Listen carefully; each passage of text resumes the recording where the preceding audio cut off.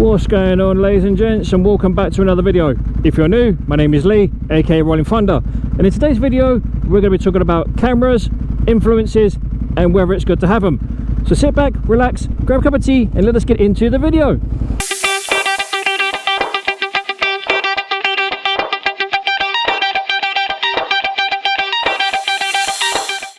What's going on, ladies and gents? How are we all doing? I hope you're doing well. And as the title of the video suggests, we're talking about cameras. I'm not talking about traffic light cameras or speed cameras. I'm talking about cameras that we wear for motovlogging. And the reason being, it's another social experiment that I'm attempting to conduct, and that is to see whether or not,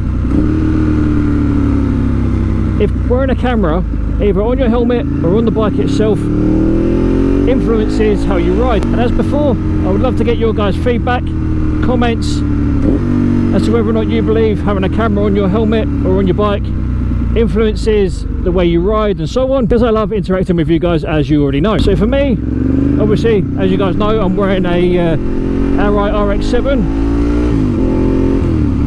with a GoPro Hero 7 on my chin, and I've been rolling around with this this setup on not just this helmet but also on my previous helmet, which was a HJC IS17.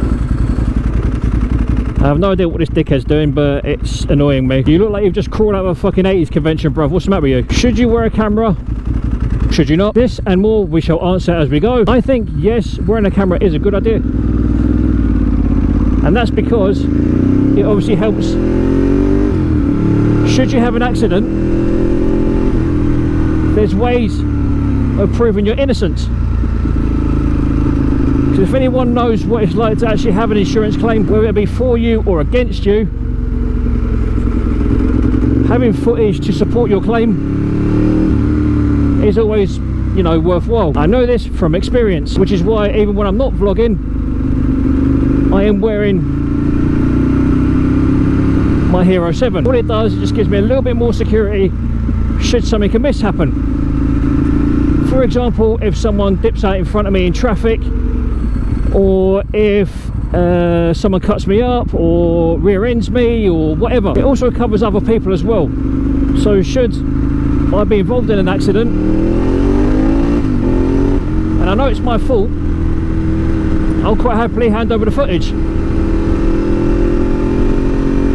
But naturally, if it's not my fault, I'm not going to. But in general, I do think wearing a motorcycle camera, helmet camera, or whatever you want to call it, vlogging camera, action camera, whatever, it's definitely a worthwhile investment, especially when you get dickheads like these two on push bikes that want to take up the whole lane. Because if you knock one of these guys off, you've got the footage to prove that they were in the way. Do you know what I mean? I think it's probably fair to say that cyclists are world-renowned hated, or renownedly hated the world over. I mean, don't get me wrong, if you've got to cycle somewhere, fine, do what you got to do.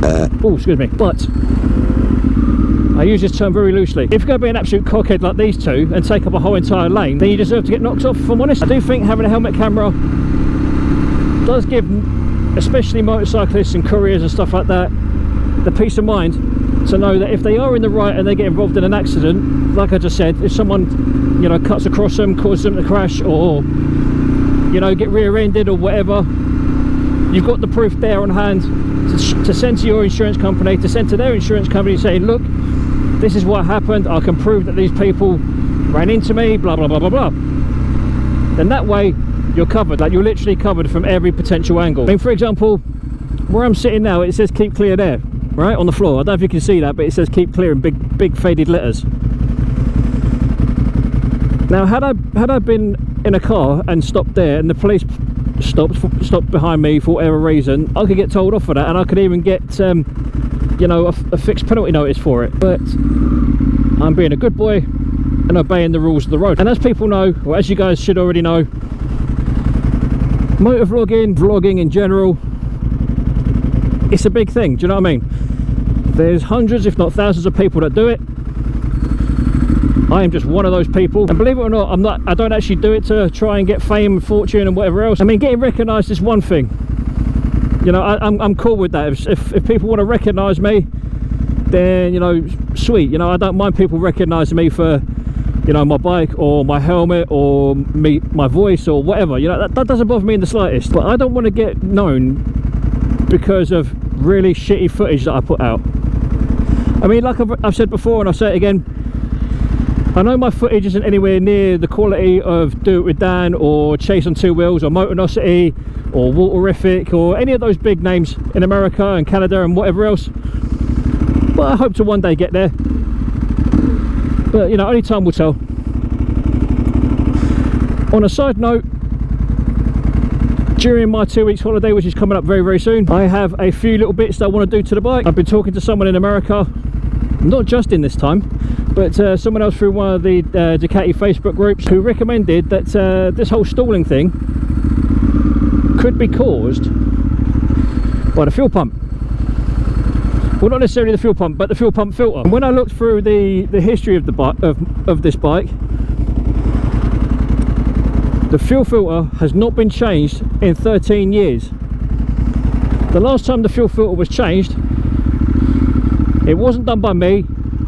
It wasn't even done by the previous owner. If I remember rightly, I think it was done after the first 2,000 miles, and it hasn't been done since. So with speaking to this guy in America, forgive me, I don't actually remember his name,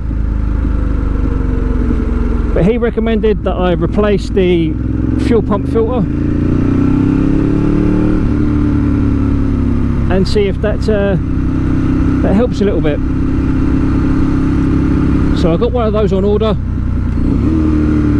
I don't know if I'll do the fuel filter myself, or I will get either Bike Nuts or Sean at Remoto Servicing to do it for me.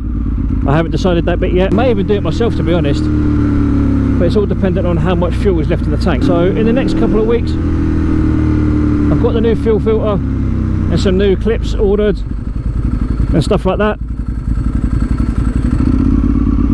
So hopefully that'll be getting done soon.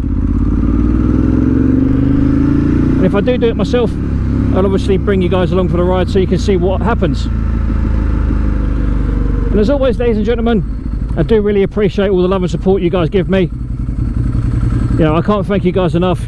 You know, you've supported me for so long, and you know, I want to try and give something back where I can. So when we hit 10,000 subs, I will be doing a 10,000 sub giveaway. I'm not sure what it's going to be. It may be a gift voucher of some sort, like an Amazon gift card, or it may be a gift voucher for my work for an amount if you're in the UK. Who knows? I'm going to try and do something that anyone can have or anyone can use, if that makes any sense.